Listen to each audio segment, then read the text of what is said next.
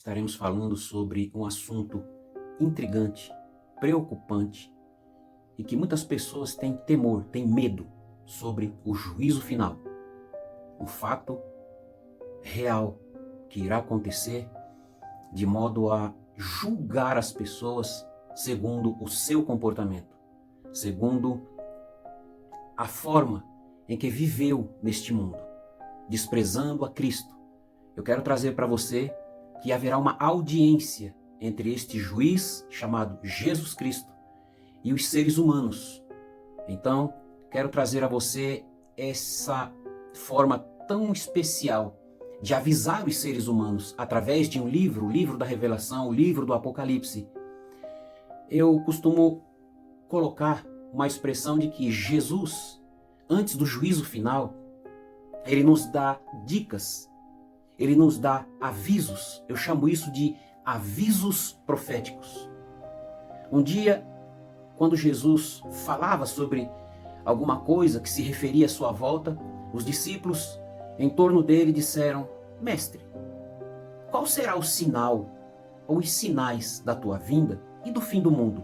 O que vai estar acontecendo no mundo para que a gente consiga discernir e entender que o Senhor já está voltando? Então, Jesus diz em suas palavras: haverá sinais como falsos profetas.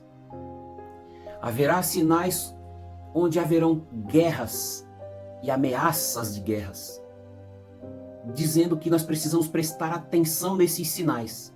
Jesus, movido de um amor tão grande pelo ser humano, ele deixou avisos, não nos deixou desavisados, para que naquele dia não estejamos desapercebidos. Portanto, será o homem indesculpável. Não haverá desculpas, não haverá misericórdia. Inclusive, Tiago ele diz que no dia do juízo não haverá perdão, não haverá misericórdia. Por quê? A decisão é em vida. Porque quando o juízo final acontecer, vai haver antes uma ressurreição dos mortos, ou a segunda ressurreição.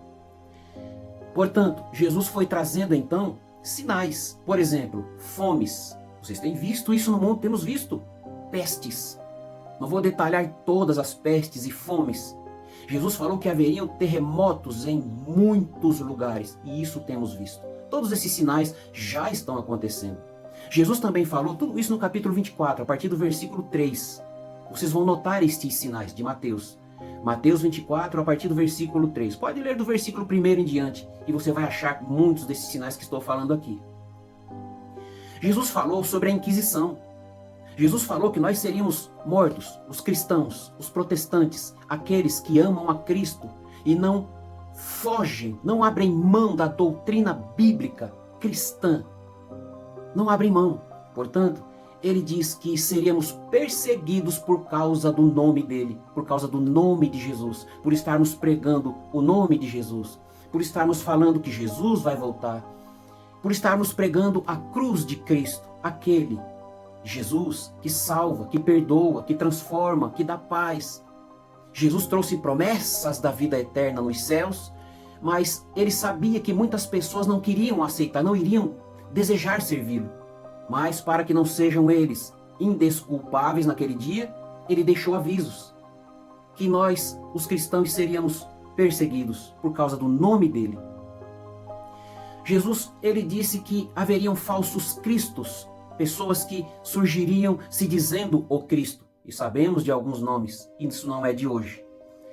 Jesus disse também que por aumentar a iniquidade, por aumentar o pecado, as pessoas abrirem mão da moral, da santidade, da decência, daquilo que é conveniente, daquilo que é bom, não é? Abririam mão, ele profetizou naquele tempo, que os homens pecariam tanto, que as leis iriam mudar. Ou seja, a iniquidade, que significa pecado voluntário, ou seja, não faz mal, isso a Bíblia chama de iniquidade. Jesus disse: e por aumentar a iniquidade, o amor de muitos esfriarão. Jesus também falou que a natureza iria evangelizar o mundo. Ué, mas não é a igreja que evangeliza? Pois é. Uma novidade, pensando bem. O que estamos vendo no Rio Grande do Sul. Que Deus abençoe nossos amigos, nossos irmãos, a todos naquele lugar. Que o Senhor Deus venha trazer uma restauração e abençoe a todos. Mas isso é uma forma de a natureza estar evangelizando. Por quê? Jesus falou desses sinais. Jesus falou dos rumores, do ódio, da força da natureza nos mares, nos ventos nos mares, que iriam trazer transtornos terríveis através dos mares. A natureza está evangelizando e dizendo: Jesus está voltando. Isto que está acontecendo é um sinal da volta de Jesus. Jesus também disse que os homens, como no tempo de Noé, nos tempos de Noé, você se lembra do dilúvio? Em que o mundo foi envolto foi submerso em águas, com a chuva, água que vinha de cima e água que brotava da terra. Você se lembra disso? Por causa do pecado. E Jesus falou os pecados. Ele disse: olha, quando eu voltar, vai estar acontecendo a mesma coisa que aconteceram nos tempos de Noé, quando veio o dilúvio, quando Deus trouxe justiça, vingança aos homens que não queriam saber de Deus. Eles não queriam saber da moral. E Jesus deu alguns detalhes do que estaria acontecendo. Olha o amor de Jesus avisando a cada um de nós, humanos. Ele disse: naquele tempo, os homens casavam e logo se separavam e se casavam de novo, se separavam e casavam de novo, se separavam e casavam de novo. Jesus também disse que as pessoas estariam assim, numa vida folgada, bebendo, comendo, bebiam e comiam. As pessoas não estavam muito preocupadas com o evangelho que Noé pregava. Até que de repente veio o dilúvio e surpreendeu a todos. E o Senhor fechou a porta da arca. Você se lembra da arca? Os animais ouviram a Noé, mas os seres humanos não ouviram a Noé. Então ele trouxe animais e colocou os animais dentro da arca e chamava e clamava e pedia aos homens para que entrassem na arca, mas eles diziam que Noé estava ficando louco. É o que dizem para a igreja hoje. Dizem que a igreja está louca, que os pastores são loucos. Eu sei que existem nomes que às vezes escandalizam. Mas há homens de Deus, há mulheres de Deus, que não estão nesse mundo para perder tempo.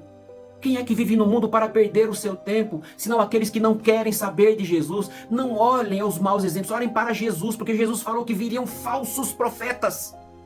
Então vá à igreja, entra na arca, que é Jesus Cristo, entra na igreja, ouve a palavra, seja transformado, seja salvo, seja perdoado através do seu arrependimento.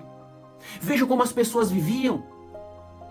Talvez alguns diziam até que acreditavam em Deus, mas do jeito delas, porque elas queriam servir a Deus do jeito delas, mas não era do jeito delas, é do jeito da Bíblia Sagrada. Era do jeito que Noé pregava, mas eles não queriam atender aquele pastor Noé. Então, há uma recomendação para terminar esse ponto, essa primeira parte. Olha, em Tiago, capítulo 4, versículo 8 ao 10.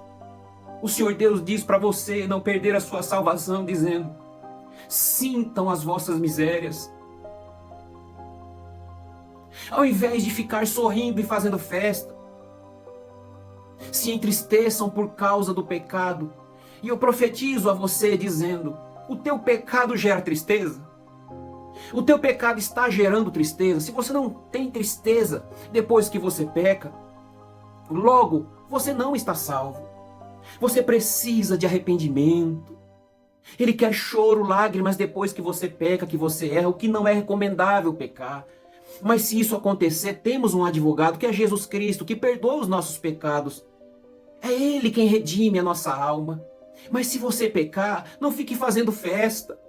Isso entristece o coração de nosso Deus. Ele quer arrependimento. Ele quer que você chore e se lamente, não fique fazendo festa.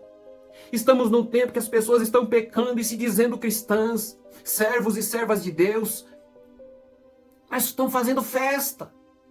O Senhor Deus não quer saber de festa quando você peca. Ele quer que você se dobre diante dele, chore e se lamente diante dele. Senhor, eu pequei, meu Senhor. Eu ofendi a ti, eu errei o alvo. É isso que ele quer. É para chorar e lamentar, não é para fazer festa e ficar sorrindo.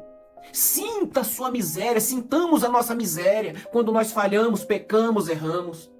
Se o teu pecado não gera tristeza, não gera tristeza, isto é um sinal de que você não está salvo. Mas se o pecado gera aquela comoção, aquela tristeza. Eu ofendi o meu Pai Celestial, eu ofendi o meu Senhor, e você se arrepender, com certeza o Espírito do Senhor tem liberdade em seu coração para te convencer a que se arrependa e peça perdão dos seus pecados. Em nome de Jesus, eu te peço, sinta as suas misérias quando você peca, sinta tristeza quando você erra, porque o juízo final está chegando. O juízo está chegando. Então, eu estarei trazendo a você no próximo vídeo o cenário do juízo final. Portanto, guarde no seu coração. Jesus deixou avisos para que você não seja surpreendido e seja levado ao juízo final. Amém? Deus te abençoe em Cristo.